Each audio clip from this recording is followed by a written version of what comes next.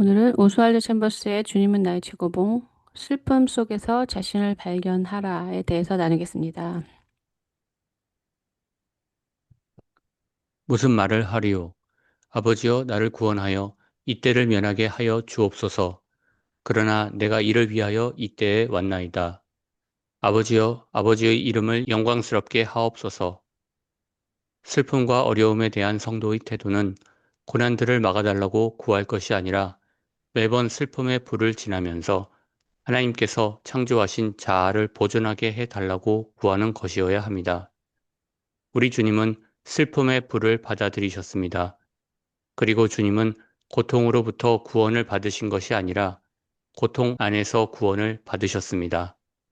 네, 굉장히 중요한 내용을 담고 있고, 요즘에 사람들이 믿고 있는 신앙으로는 이해할 수가 없는 내용이죠. 그러니까 이제 하나님의 형상을 보존하게 해달라. 그리고 더 깊이는 내 영혼을 주께 의탁드립니다. 이렇게 기도하셨잖아요. 예수님도. 그러니까 분명히 우리가 지켜야 하는 그 영혼, 진정한 참자, 이것을 이제 인식하고 있어야 되는 거죠. 근데 이제 이게 뭔지를 모르는 사람은 육체로 사는 거예요. 세상적으로 말로는 뭐 거짓자라고 할 수도 있고, 우리가 세상을 살기 위해서는 뭐 세상적인 말로는 사회적 자아라고 그러죠. 뭐 처세술, 여러 가지 다양한 사람들을 만나기 때문에 아주 항상 깊고 진실하고 정직하고 어떤 관계를 맺는 관계를 하는 게 아니니까. 그래서 어쩔 수 없이 세상 사회적 자아가 필요하다 이렇게 일반적으로는 말을 해요. 보편적인 세상 사람들은. 근데 신앙인들은 그 참자를 어떻게 하든지 계속 만들어서 세상에게서 참자로 살 때 사람들이 이제 하나님이 어떤 분인지 진리가 무엇인지를 이제 보게 된다는 거죠. 그러니까 제가 이 말씀을 드리는 것은 기독교에서는 그 망가지지 말아야 되고 무너지지 말아야 되고 사라지지 말아야 되는 이 자아가 있는 거죠. 키에리 케고르의 말씀에 의하면 자아가 완성된다는 그 자아고 신앙적으로 말하면 하나님의 형상을 만들어간다. 하나님의 형상이 새겨져 간다. 그러면 이제 말씀이 없으면 우리는 이런 것들을 전혀 알 수가 없는 거죠. 그러니까 우리의 육체는 자아를 사랑하고 세상을 사랑하고 죄를 사랑해요. 그러니까 우리가 이 말씀을 붙들려고 하지 않으면 육체대로 사는 거, 육체대로 살면 자아가 보존이 안 되는 거예요. 하나님 형상이 만들어지지 않는 것이고 영혼의 불꽃이 꺼지는 거죠. 그럼 영혼의 상태를 어떻게 알 수 있느냐면 물론 거듭나지 않은 사람들도 많죠. 근데 일단 거듭났다는 특징은 그 자기만 생각하는 어떤 인간의 상태에서 나를 위해서 내가 아닌 존재를 더 생각하게 됐다는 거죠. 그게 이제 하나님인 거죠. 왜냐면 하나님의 생명이 있어야만 내 자아가 보존되니까. 자아를 보존하지 않는 사람들은 육체를 보존하려고 그래요. 그게 이제 세상적인 삶이잖아요. 그거는 어떻게 사는 거냐면 문제를 회피하는 거고 육체만 편하면 되는 거예요. 육체만. 슬프지 않아야 되고 그러니까 쾌락을 추구하고 감정이 기뻐야 되고 뭐 이유는 상관이 없어요. 내가 게임을 하고 마약을 해도 내가 좋다면은 그게 선이라고 생각하는 거죠. 근데 이 신앙인은 모든 죄, 모든 자아 사랑, 모든 거짓 자아는 이 참자를 공격하기 때문에 두 자아는 싸우게 돼 있어요. 그래서 한쪽이 살게 돼 있어요. 궁극적으로는. 이게 뭐 짧은 시간에는 아니지만, 어, 처음에는 이게 헷갈리죠. 내가 진짜 거짓자를 좋아하는 건지, 참자를 원하는 건지. 이거는 사실 인간이 이 두 개 중에 어디에 속해 있느냐라고 볼 수는 없고요. 인간이 어떤 걸 선택하느냐에 달려 있는 거예요. 우리가 할 수 있는 인간의 의식은 육체에 속한 것을 선택하느냐, 영에 속한 것들을 선택하느냐, 이 선택이 있는 거지. 내가 지금 선택이 나를 만드는 거죠. 내가 세속적인 걸 선택하면 육으로 가는 거고. 하나님의 뜻과 생명과 영원과 영생과 구원에 대해서 그것과 연관된 생각을 선택하면 내가 영적인 방향으로 가게 되는 거죠. 이게 이제 최근에 제가 알려드린 그 존 오웬이 쓰신 영적인 마음. 육적인 마음, 영적인 마음, 한국말로는 뭐라고 번역이 되는지 모르겠는데 그 책을 제가 거의 다 맞췄는데요. 거기를 보면 그냥 겉으로는 잘 모르지만은 그 진짜 구원을 얻는 참 자아가 보존하게 되는 사람들은 이런 내면의 상태를 갖게 되고 이런 과정을 거쳐서 자아가 완성된다. 이런 논문 같은 글이더라고요. 그러면 이제 기독교에는 완전히 방향, 인생의 목적이 달라지는 거죠. 우리는 내 감정이 상하지 않고 자존심이 안 깨지고 늘 기쁘고 약간 으쓱하면서 하나도 이렇게 어, 부족함이 없이 남들이 막 다 부러워하고 이렇게 애처롭거나 슬프거나 비참하거나 비통하거나 이런 거는 다 이제 나쁘다고 여기는 게 세상인데 그리고 그것을 달라고 하는 게 이제 기복적인 신앙이죠. 근데 하나님은 어, 제일 중요한 게 제가 볼 때는 테스트신 것 같아요. 우리가 정말 믿음이 있는지. 그러니까 슬픔과 고통과 어려움과 고난은 우리에게 성적표를 보여주는 거예요. 하나님은 우리의 상태를 아세요. 근데 우리는 우리가 착각을 하기 때문에 그런 상황 가운데서 내가 정말 믿음이 있는 사람인지 없는 사람인지 진짜와 가짜가 구별되는 것이고, 내가 가짜이구나라고 깨달아서 돌아오는 사람이 있고, 뭐, 어차피 가짜여서 가짜로 드러나도 별 상관이 없는 그런 사람이 있는 거죠. 그러면 이제 하나님은, 내가 기분이 좋기 때문에 보존되고 있다고 느끼는 그 착각을 깨시는 거죠. 물론 하나님이 우리에게 고난을 주시기를 기뻐하시는 건 아니에요. 이 땅 자체가 고난과 슬픔과 파괴와 모든 인간들의 자아사랑으로 인해서 사랑이 없으니까 고통들이 있잖아요.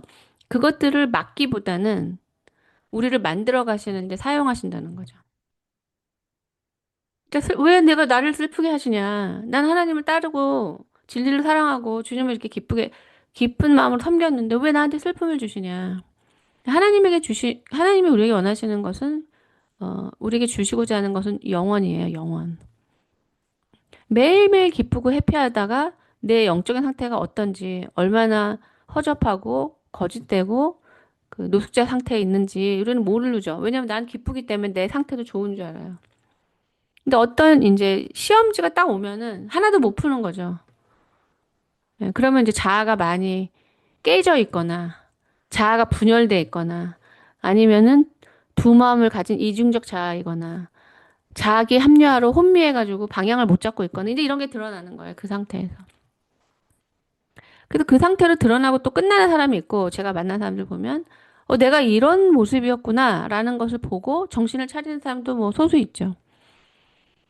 네. 그러니까 하나님은 이 자아는 하나님의 영과 접속되는 장소거든요. 마음이라고도 할 수 있어요. 그러니까 우리의 그 육체를 흔드시고 약하게 만드는 것을 허락하셔서 내가 하나님과 접속돼야 하는 존재라는 것을 깨닫게 하시는 거죠.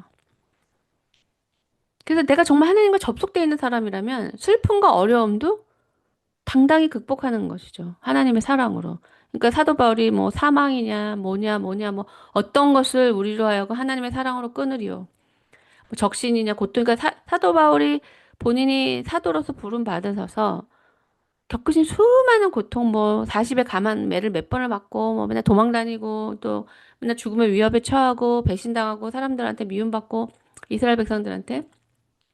그렇게 인간으로서는 겪기가 힘든, 오히려 인간의 마음과 내면이 무너질 수밖에 없게 느껴지는 그 수많은 것을 겪으면서도 이분은 누가 그리스도를 사랑해서 우리를 끊으리요.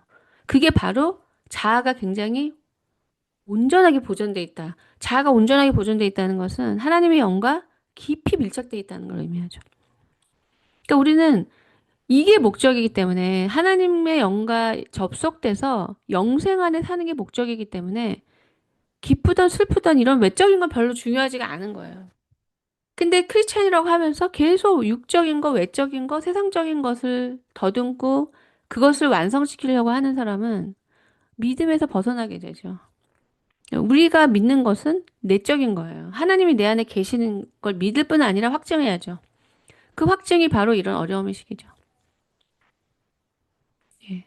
중요한 말은 고통으로부터 구원을 받으신다는 것은 내가 지금 고통 속에 있는 그 고통을 없애주신다는 게 아니라 그 고통이 안 없어져도 내가 보존돼 있는. 그게 바로 예수의 생명이 드러나는 거라는 그 말이랑 또 같은 말입니다.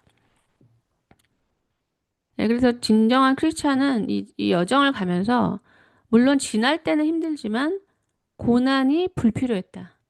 괜히 예수 믿어서 쓸데없는 시간 보냈다라고 말하는 사람은 한 명도 없어요. 고난만큼 우리에게 복음의 가치와 영적인 관점과 이 하나님의 생명의 의미를 알게 만드는 게 없어요. 우리가 노력해서 되지가 않아요. 그러니까 그때는 저는 힘들었다고 느끼지만 지나고 나니까 이런 거는 우리가 학교 다니면 뭐 중간고사, 기말고사 보잖아요. 그런 거라고 생각이 들어요, 나중에는. 그러니까 이제 어려움이 딱 생기면 우리의 안전이 깨지면 정말 하나님과 동행하는 사람은 그냥 기꺼이 그 시간을 무리 없이 가는 것이고 그런 상황이 돼가지고 이제 방향을 못 잡고 하나님이 어디 계신 거야? 여기 내 안에 계신 줄 알았더니 어디 계신지를 모르겠네? 욥도 그렇게 말했으니까요. 그런 사람은 이제 내면적인 질서를 다시 세우는 시간이 되는 거죠. 그 시간을 통해서. 우리는 슬픔이 있어서는 안 된다고 말하지만 슬픔은 언제나 있습니다. 그러므로 우리는 슬픔의 불을 자연스럽게 받아들여야 합니다. 만일 슬픔을 피하려고 하거나 슬픔과 관련된 사건을 거부하려고 한다면 이는 어리석은 것입니다. 그 이유는 인생 가운데 슬픔은 가장 자명한 사실이기 때문입니다. 그러므로 슬픔이 있어서는 안 된다고 말해 보았자 아무 소용이 없습니다. 죄와 슬픔과 고난은 항상 존재합니다. 우리는 하나님께서 그러한 것들을 실수로 허락하셨다고 말해서는 안 됩니다. 네, 그래서 이 세상적인 관점, 세상적인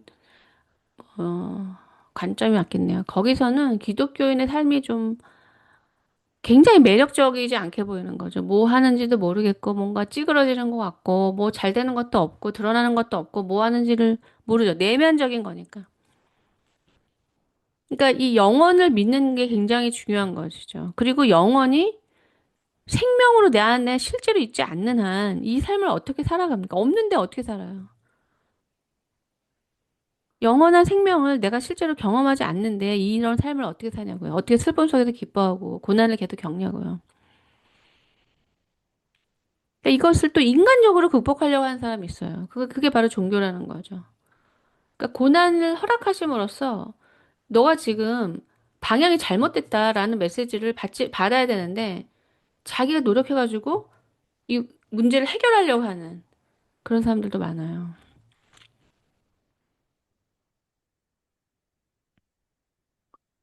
슬픔은 많은 천박한 것들을 불태웁니다. 그렇다고 항상 사람을 더 훌륭하게 만드는 것도 아닙니다. 고난은 내게 자아를 찾게 하든지 또는 자아를 파괴합니다. 당신은 성공 속에서 자아를 발견할 수 없습니다. 오히려 이성을 잃습니다. 단조로운 삶 속에서도 자아를 발견하지 못합니다. 오히려 불평하게 될 것입니다. 자신을 발견하게 될 때는 슬픔의 불 가운데 있을 때입니다. 왜 꼭 슬픔에서 자아를 발견하게 되는지에 대한 질문은 별개의 것입니다. 중요한 것은 성경과 인간의 경험은 그것이 사실임을 알려줄 뿐입니다. 슬픔의 불을 지나 그 슬픔 속에서 자신을 발견한 사람들, 당신은 언제나 그들을 알아볼 수 있습니다. 당신이 고통 가운데 있을 때 이러한 사람을 찾아가면 그는 당신을 위하여 충분한 시간을 내어줄 것입니다. 네, 그러니까 고난을 겪지 않고 신앙의 어떤 성장이 없었던 사람은 다 머리로밖에는 말할 수가 없죠. 그게 뭔지를 모르니까. 그래서 어설픈 위로가 더 상처가 된다는 거죠. 뭐 나쁜 의도가 아니라는 건 알지만 그 사람이 내 마음을 이해하지 못한다는 건 느껴지는 거예요. 경험하지 않으면은 느껴질 수가 없어요. 그러면 여기에 계신 분이 뭐 가난한 사람을 가난한 사람을 이해하기 위해서 내가 한 10년은 가난을 경험해 봐야겠다. 그리고 나서 내가 사역을 하겠다. 이런 사람이 별로 없잖아요. 그냥 나는 가난한 사람 불쌍하니까 가서 도와주겠다. 그래서 사역이 안 되는 거예요. 가난한 사람한테 밥하고 옷을 줄 수는 있겠지만 그 사람들을 일으키고 도움을 받는 존재가 아니라 인간답게 살 수 있는 그 영적인 삶에 대해서는 말하지 못해요. 왜냐면 일단 그들의 마음을 얻지를 못하죠. 이해를 못하니까. 그래서 하나님의 사역자들은 이것을 군대 가듯이 훈련을 받는 거예요. 그래서 그냥 입으로 말하는 게 아닌 게 되는 거죠.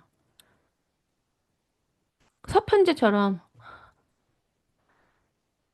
룰루랄라 하면서 공부한 거, 여기 이거 뭐 키에르케고르 뭐 굉장히 좋은 말이 있으니까 한번 들어봐. 이런 게 아니라 슬픔에 속한 사람을 위로하기 위해서 슬픔의 길을 지나고 외로운 사람들에게 그들을 위로죠. 그걸 하기 위해서 오랜 외로움의 시간을 겪는 거예요.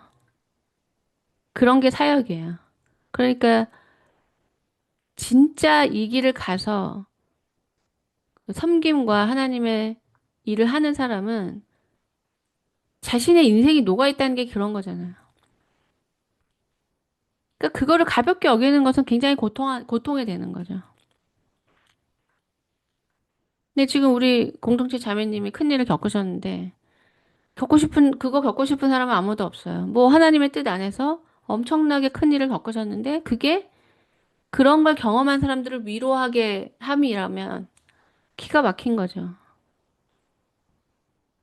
내가 돈으로도 할 수 있고, 마음도 있는데, 내가 그걸 꼭 겪어야지만 그들을 위로하기 위해서 내가 겪어야 된다? 그 너무 말이 안 되게 느껴지죠, 인간적으로. 그게 바로 예수님이 인간이 되신 거예요. 기가 막히고 말도 안 되는 일이 이미 일어났고, 우리가 그걸 겪을 때 그걸 알게 되는 거예요. 예수님이 인간이 되셨다는 것이 그때 알게 되는 거예요. 기가 막히고 말도 안 되는 일이라는 거. 네, 여기 나온 것처럼 슬픔은 천박한 것을 불태운다. 너무 맞는 말이죠. 근데 슬프지 않고 기쁠 때는 이게 천박한 건지도 몰라요. 감각적이고 가볍고 육체를 기쁘게 하는 것에 다 재밌죠. 뭐 드라마 보고 뭐 개그 보고 뭐 세상에 취하죠. 깊은 슬픔에 빠지면 위로가 필요하기 때문에 그런 건 하나도 귀에 안 들어오죠. 그걸 본들 내 슬픔이 해결이 안 되잖아요. 그러니까 우리는 편하게 살고 싶지만 하나님은 우리를 어떤 사람으로 만드시기 때문에 기독교인의 삶이 고달플 수가 있는 거예요. 고달픈 거죠. 어떻게 말하면. 그래서 목표가 영원이 아니라면은 이 삶을 선택하고 싶지 않죠. 편하지가 않아요. 계속 만들어지기 위해서. 하나님 보실 때 그거는 진짜 위로가 아니야. 하나님은 가짜는 다 싫어하시니까. 내가 너를 진짜 위로하는 사람으로 만들겠다. 그러면 슬픔의 불을 통과해야 됩니다. 근데 그게 정금으로 만들어지는 거고, 그 사람한테도 태워지는 고통뿐만이 아니라, 영원한 열매를 얻게 되는 거죠. 슬픔의 불을 지나지 않은 사람들은 남을 멸시하는 경향이 있기 때문에 당신을 위하여 내어줄 시간이 없을 것입니다. 만일 당신이 슬픔의 불을 받아들이면 하나님께서는 당신을 다른 사람의 영적 성장을 위한 영양분이 되게 하실 것입니다. 네, 이게 바로 그 말이에요. 그러니까 이걸 겪어보지 않은 사람은 굉장히 뭐든지 쉽게 말하는 거예요. 가난한 사람에 대해서도, 고통 속에 있는 사람에 대해서도 너무나 가볍게. 또 경험해보지 않았기 때문에 본인은 의도하지 않지만 마음의 깊이가 없으니까 그 말들이 다 사람들의 말을 콕콕 찌르는 거죠. 가벼움 때문에. 네.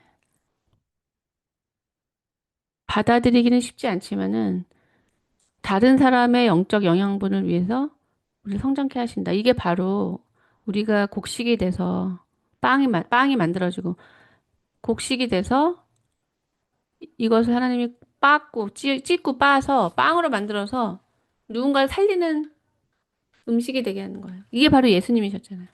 그러니까 너무 기가 막힌 거죠. 내 인생은 갈리고 힘들게 땡볕에서 자라고 낫으로 잘림을 받고 탈탈 털리고 그라인더에 갈리고 뜨거운 오븐에 굽히고 또 포도주가 짓이겨져서 내 인생이 짓이겨져서 포도즙이 됐는데 그걸 아무도 모르는 사람이 먹고 그냥 살아나는 거죠. 네. 이래야지 인간이 영혼이 사는 거예요. 근데 요즘에는 희생이 하나도 없이 말로만 본인도 가지 않고 예, 말로도 안 하고 틀린 말하고 그러니까 아무런 일이 안 일어나는 거예요. 그럼 이런 삶을 왜 사느냐? 이거는 진짜 영혼에 대한 실제적인 믿음이 없이는 이런 삶을 가지 않겠죠. 죽음이 끝나는데 뭐하러 이렇게 고생을 합니까? 저 같은 경우는 뭐 영원한 생명, 죽음은 영원히 있으니까 뭐 그때 생각하면서 이런 걸 겪자. 그것도 아니에요. 저는 그건 아닌데 사실 다른 답이 없어요, 인생에. 어떤 정답, 진실, 바른 방향, 그 분명한 진리라는 걸 찾으시면은 다른 건 다 가짜거든요. 왜 가짜냐면 다 자기 유익이 플러스가 돼 있어요. 희생만이 내 유익이 아닌 그 진리를 위한 거라는 것을 증명하게 돼요. 그래서 희생은 굉장히 중요한 거예요. 그러니까 진리를 믿는다는 거는 굉장한 결단이고 굉장히 무서운 사람이죠. 그래서 세상이 감당치 못하는 사람이라는 거예요. 왜냐하면 세상이 무슨 말을 해도 이 사람은 진리를 붙들기 위해서 대가를 치르고 진리 안에 있기 때문에 세상의 영향을 안 받는 사람이라는 거죠. 네. 신앙은 하나님이 빚으시고 깨뜨리시고 만들어 가시는 그 과정 속에서 내가 누군가를 살리는 빵과 포도주가 되는 겁니다. 근데 그 빵과 포도주가 되는 것이 생명이에요.